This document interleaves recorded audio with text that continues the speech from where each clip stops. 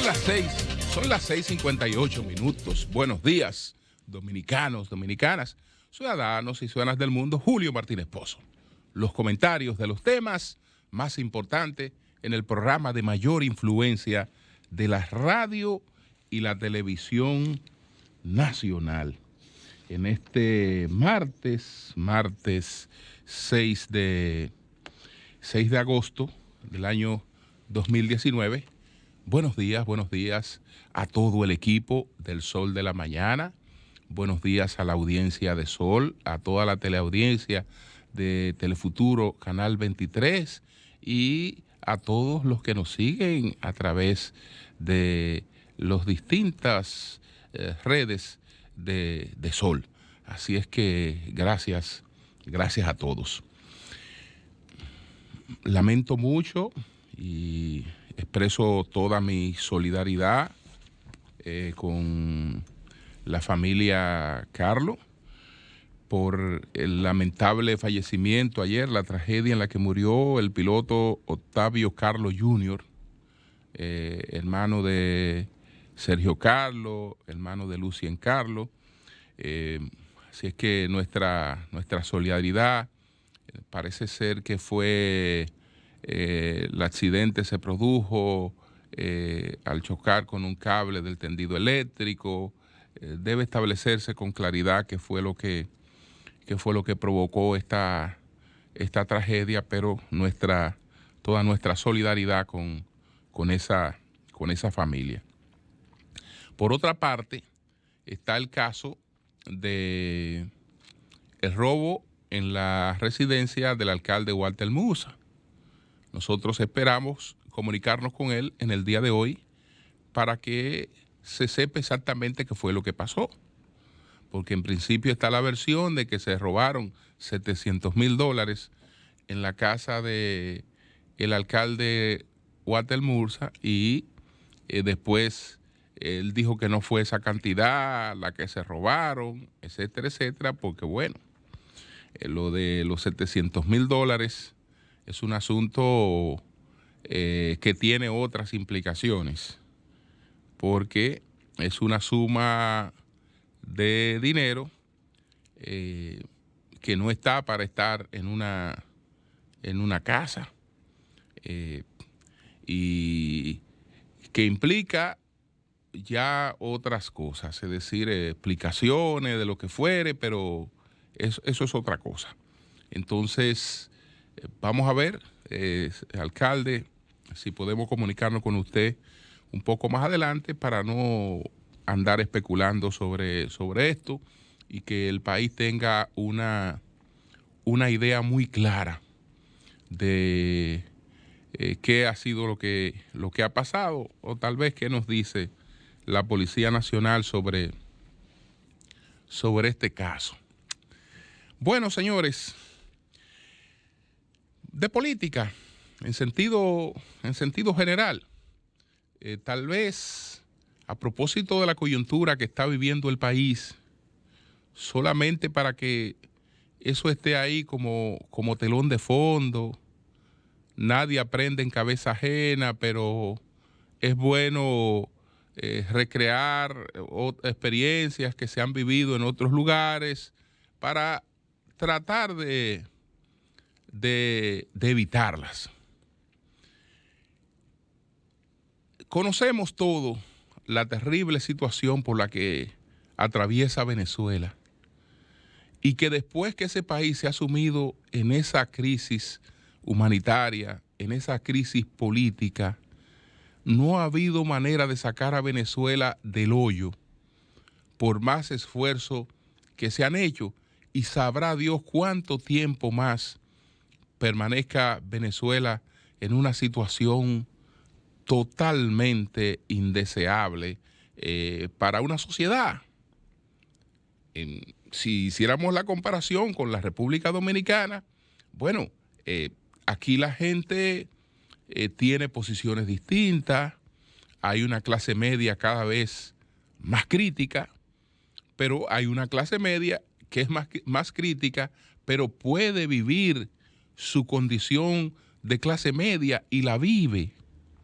Y justamente eso es lo que la hace más crítica, pero vive su condición de clase media, y eso se refleja en toda la economía de este país, hasta con tipos de negocio que hoy son prósperos en la República Dominicana, que en otros tiempos, sin este nivel de desarrollo económico y sobre todo sin esta gran ampliación de clase media, no fueran negocios pues rentables en la República Dominicana. Es decir, que es muy distinto usted estar en un país que tiene muchos problemas, como la República Dominicana, que tiene problemas de inseguridad, que tiene problemas de corrupción, que tiene muchas dificultades, la calidad de la educación, lo que fuere, pero ese es en un país donde usted critica y vive,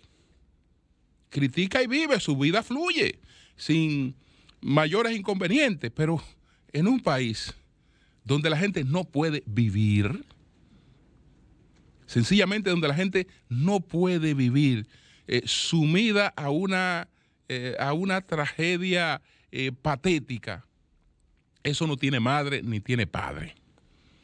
Entonces, muchas veces cuando uno se junta con amigos, a veces tengo algunos amigos venezolanos también con lo que comparto, la pregunta surge siempre: ¿qué llevó a Venezuela a este hoyo? ¿Dónde se perdió Venezuela? Bueno, si usted quiere, vamos a coger, digamos, el lado morboso de la historia, picaresco, y digamos que Venezuela se pierde, entre otras cosas, en la guerra de las amantes, o la guerra de las queridas, que fue, impactó la división de Acción Democrática.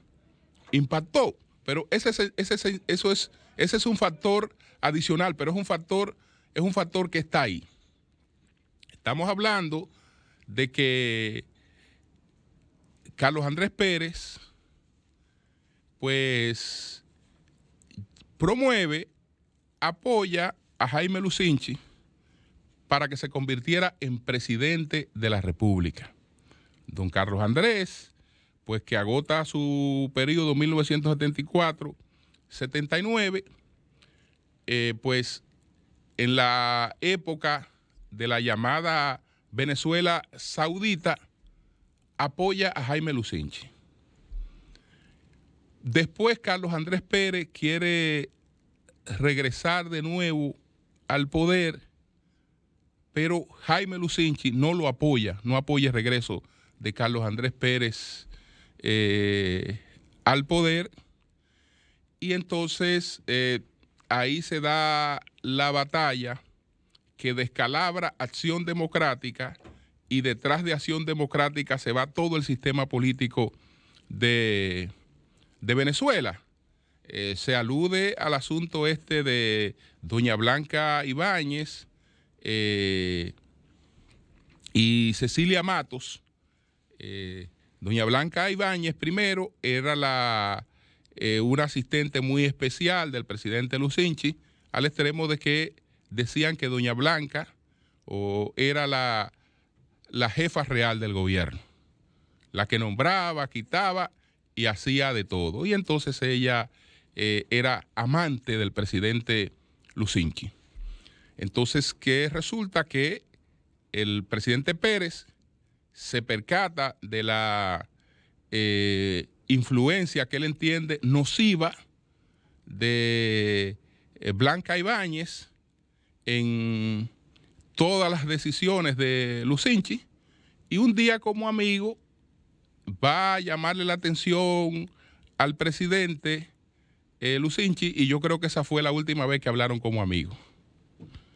Esa fue la última vez que le hablaron como amigos. No sé lo que le dijo el presidente Lucinchi, pero Carlos Andrés Pérez salió del despacho del presidente Lucinchi estrellándola, y le dio un estrellón a la puerta, y jamás volvieron a reunirse como amigos. Entonces, siempre se entendió que detrás de lo que hizo Carlos Andrés para que Lucinchi frenara a Blanca Ibáñez estaba doña Cecilia, que siempre pues me dijo que no tuvo nada que ver absolutamente con eso. Pero por eso esa parte. Pero la importante, la lucha que se da entre estos dos líderes, porque Carlos Andrés quiere volver, Lucinchi no quiere que Carlos Andrés vuelva. Lucinchi toma el control total del partido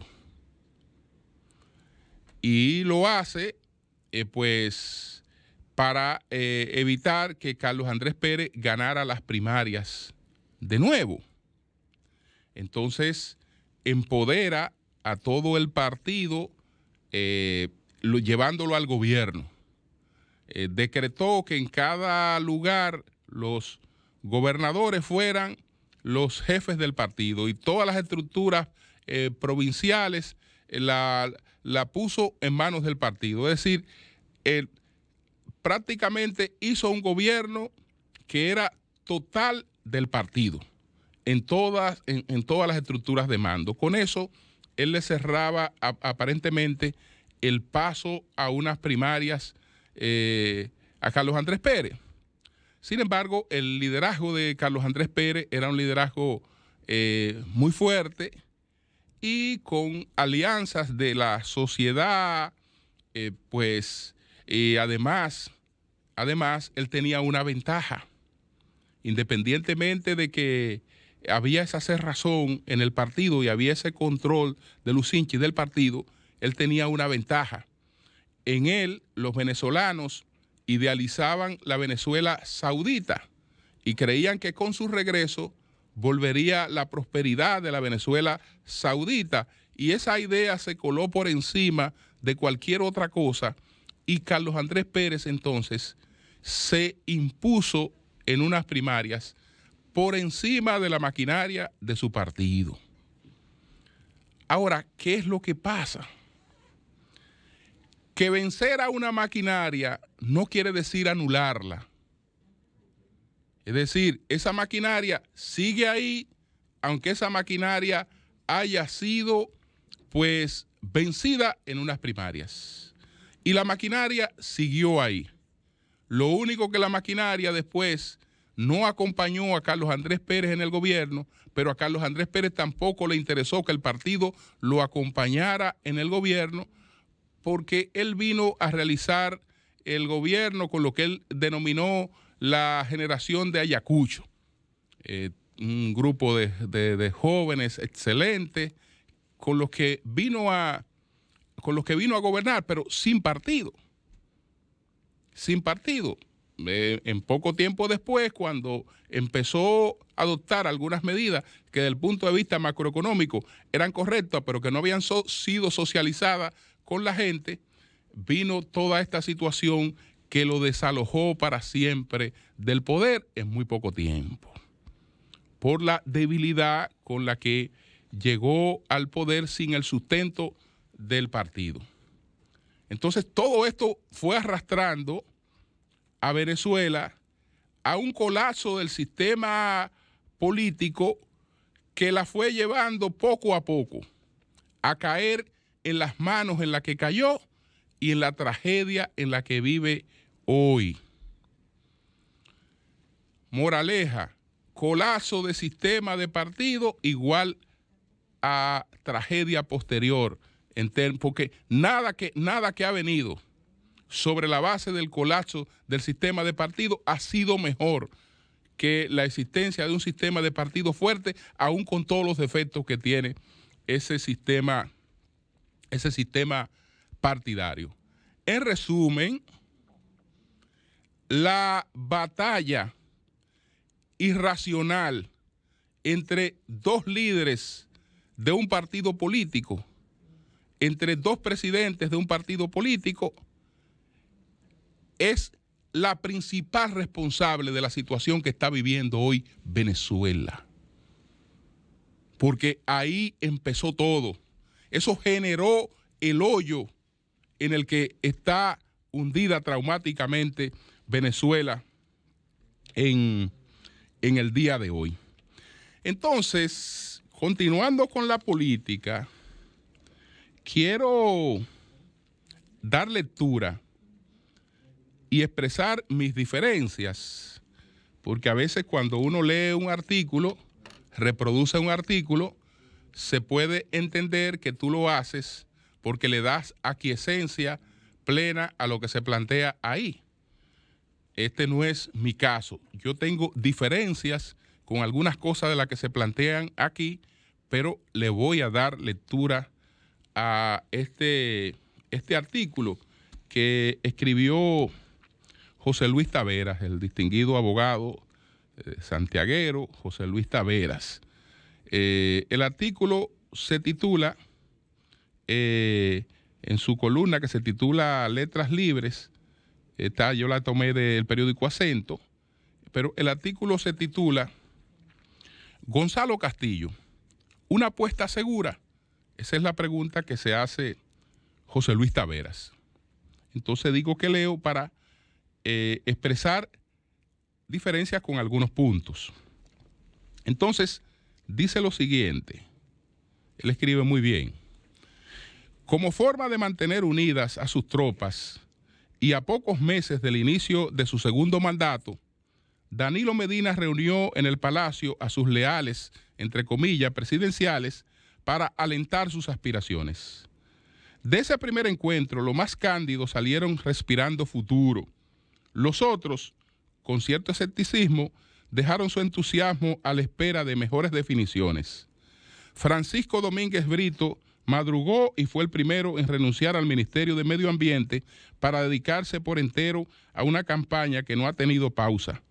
Los demás le siguieron con parecido empuje, pero con reservadas dudas. A muchos de los que hacen y viven de la opinión les extrañó, sin embargo, que Francisco Javier García y Gonzalo Castillo Terrero no salieran a la arena. Ese hecho hizo suponer que había un plan distinto en marcha. En efecto, desde la segunda mitad del pasado año prendieron los preparativos para la reelección de Medina, de la mano, entre otros, del mismo Gonzalo Castillo Terrero. De manera que ya el ministro de Obras Públicas y Comunicaciones tenía dominio reservado de una decisión que otros no conocían del todo. Así empieza a confirmarse quiénes son los hombres de confianza del presidente. En ese círculo, Gonzalo ocupa un puesto de primera atención. Es justamente cuando Medina anuncia su desistimiento que Gonzalo Castillo retoma sus aspiraciones y lo hace con un despliegue soberbio de recursos. No han pasado 3 semanas de ese anuncio y ya Gonzalo se apuntala como el hombre de Danilo. A Gonzalo le ha bastado con decir que va para entrar en franca competencia, lo que a otros les ha tomado tiempo, esfuerzos y recursos. Tal percepción no es graciosa, tiene una historia consistente de coartadas. Entre los aspirantes de la corriente danilista, Gonzalo y Reinaldo Pared son los hombres de más confianza del presidente. El primero conoce sus negocios, que en esa parte es de la parte que tengo diferencia. Déjame anotar aquí que él habló de negocios refiriéndose al presidente Medina, y esa parte es de la parte sobre la que quisiera hacer alguna precisión. Entonces, entre los aspirantes de la corriente danilista, Gonzalo Castillo y Reinaldo Pared Pérez son los hombres de más confianza del presidente. El primero conoce sus negocios y el segundo sus debilidades políticas. Uno y otro saben de los apuros de Medina con Odebrecht y llevarán al polvo sus pecados. Ambos son reciamente discretos y leales. Nadie duda de sus éxitos. Uno como empresario, entre comillas, y el otro como político. Reinaldo, sin embargo, no sueña con tener el dinero ni las relaciones de Gonzalo con los núcleos empresariales de marca política. Tampoco le provocan como a este último los negocios. Vive el poder a puro pecho. Cuidar al presidente es para Gonzalo un asunto de preservación personal por haber sido su mentor desde que Medina era un modesto candidato. Ya en el gobierno, Gonzalo pasa a manejar una de las carteras de más alto presupuesto y su despacho se erige como el centro de las grandes contrataciones del Estado, con las consabidas oportunidades de retorno legitimadas por nuestra cultura de impunidad. Su lealtad al presidente se ha construido sobre el secreto más fuerte, la complicidad. Existe una relación simbólica difícil de desatar. Para Gonzalo, Danilo es protección política y para Danilo, Gonzalo es la caja fuerte. Aquí anoto otra vez lo de la caja fuerte porque eso va planteado a una asociación con negocios. Entonces, Gonzalo no era gran empresario antes de convertirse en el portentoso ministro que es hoy. Tenía negocio en franco crecimiento, pero a una distancia cósmica de lo que son en estos momentos. El gran salto se lo debe a las extraordinarias contrataciones con el gobierno y a sus productivas relaciones con los contratistas. La prudencia con que Gonzalo ha manejado la palabra le ha faltado para hacer sin rubores negocios con el gobierno. De hecho, en los corrillos de las instancias más altas del partido, la fortuna de Gonzalo es comidilla. Hace más de un año le inquiría a un influyente miembro del comité político las razones por las cuales él entendía que Gonzalo no era un candidato apto según su opinión. La respuesta no me sorprendió. Dijo ese miembro del comité político, su dinero es muy vulnerable, según dice José Luis Tavera. Entonces, ¿qué le dijo este miembro del comité político? Me dijo resueltamente, el talante de empresario, entre comillas, condición que en este país sigue siendo respetada, le da a Gonzalo mayor apertura en la comparación con el resto, que solo pueden acreditar una carrera política. Los centros de poder han promovido la idea de que el empresario no delinque y que el político es sospechoso. Al amparo de esa embustera verdad, entre comillas, Gonzalo sobrepuja a cualquier otro precandidato de la facción danilista. Esto sin considerar que el ministro tiene una cartera monstruosa de contratistas y suplidores con inflados bolsillos, lo que a la hora de apoyar nunca sentirán que su aporte sea una fastidiosa contribución huérfana de toda expectativa de retorno. En eso Gonzalo es muy agradecido. La salida al ruedo me confirma la impresión de que en un eventual acuerdo político entre las fuerzas rivales dentro del PLD, Danilo negociará la candidatura vicepresidencial.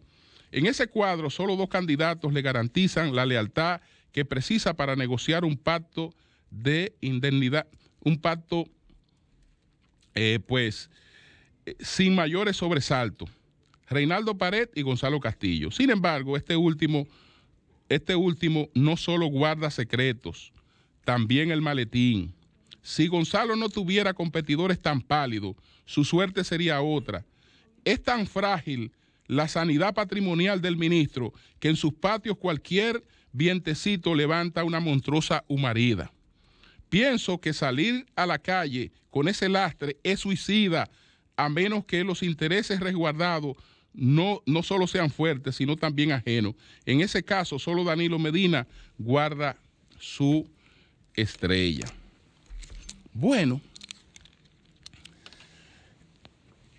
¿es Danilo Medina un político interesado en el dinero? ¿Es Danilo Medina un político que busque testaferrato, que guste de tener fortuna, de hacer negocios y que eso esté a cargo de otro, que otro sea su caja, etcétera, etcétera? Nada de eso. Absolutamente nada de eso. Danilo Medina es un político. Y es un político muy a la usanza de los políticos que han tenido éxito en la tradición dominicana, que no es solo el caso de él. no es solo el caso de él, sino si observamos todos los políticos que han trascendido realmente la República Dominicana, y nos ubicamos desde luego desde el restablecimiento de la democracia para acá.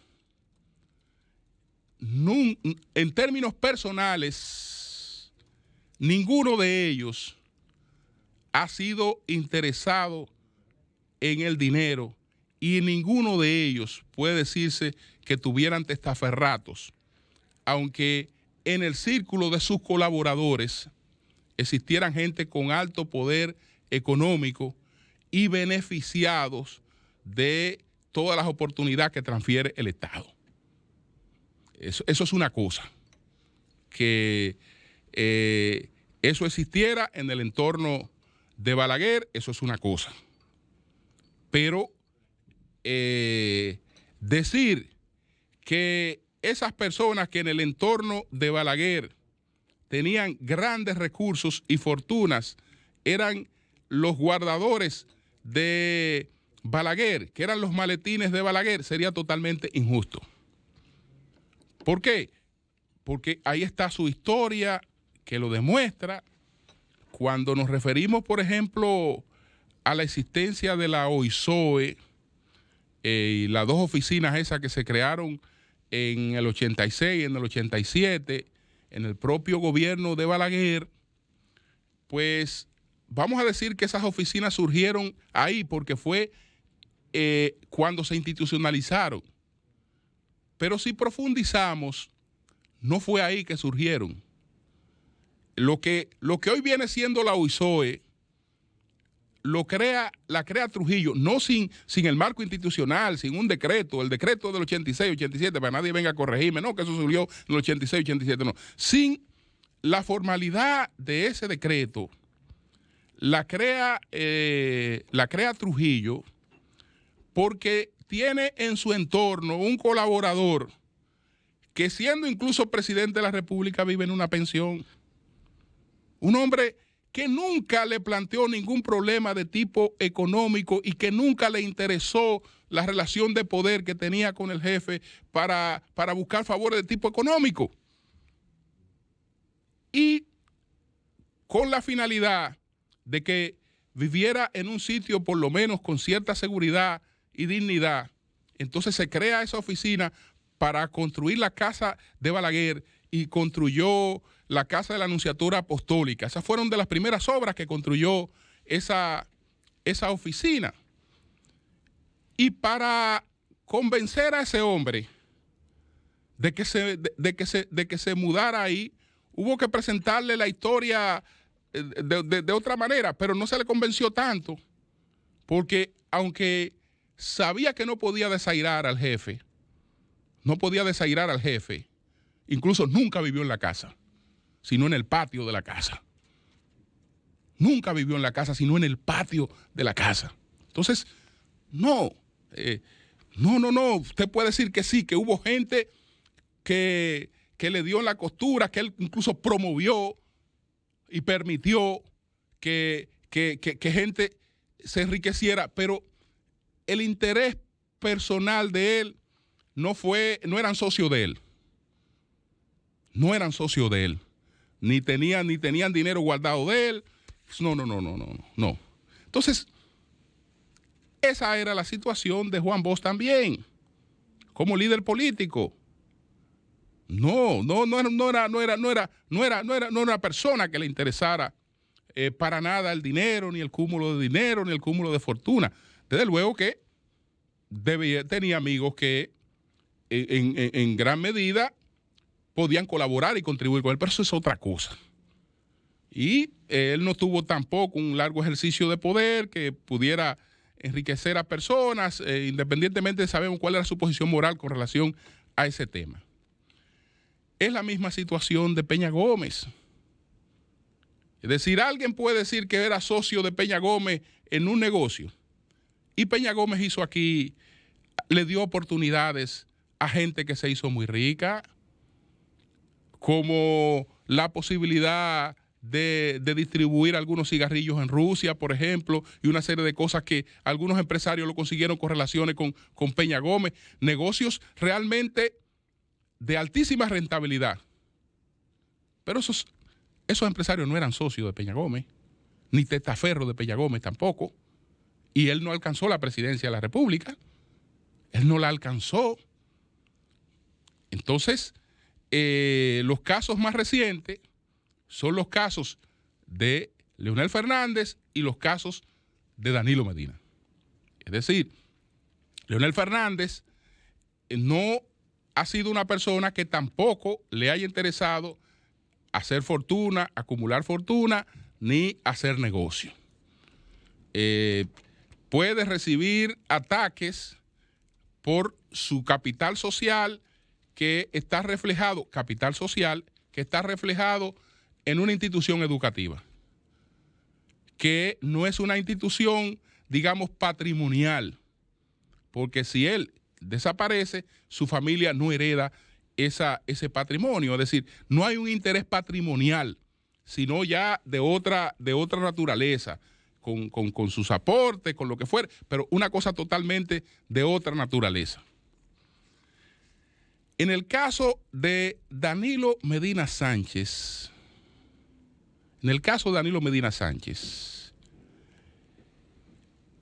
yo estoy absolutamente seguro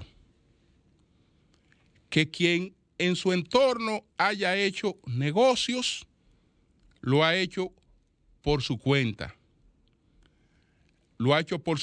Pero que eso no asocia absolutamente para nada la figura de Danilo Medina.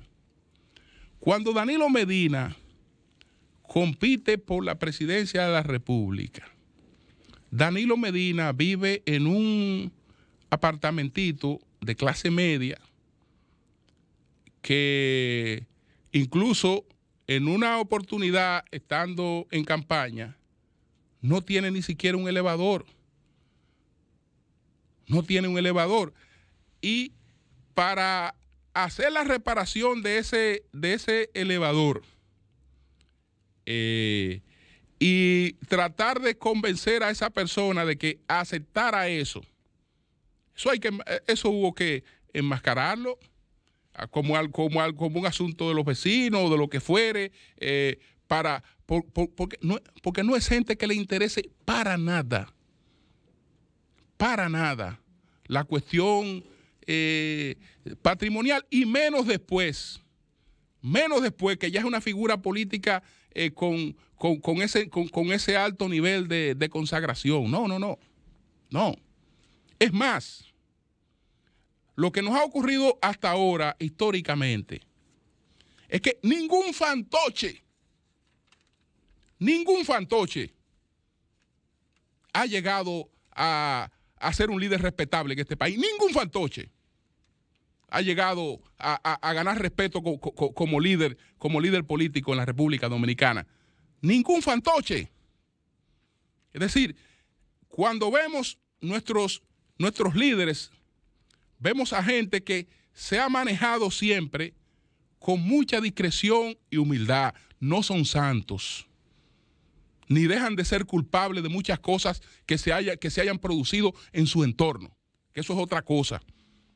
Pero per se ellos, de que Danilo Medina, que fulano, que guarda maletín, ¿pero para qué? Porque lo que él le interesa, lo que él le pudo haber interesado en la vida, ya lo alcanzó, que es haber llegado a presidente de la República. Ya a partir de ahí no hay ninguna otra cosa que usted quiera hacer para la que usted necesite de dinero, y cuando se trata de una figura de esa naturaleza, lo que la gente resuelve para lo que la gente necesita dinero, ellos no lo necesitan, ellos no lo requieren. Entonces, esa parte no. No. Cualquier razón para la locura que estamos viviendo puede ser otra. Cambio y fuera.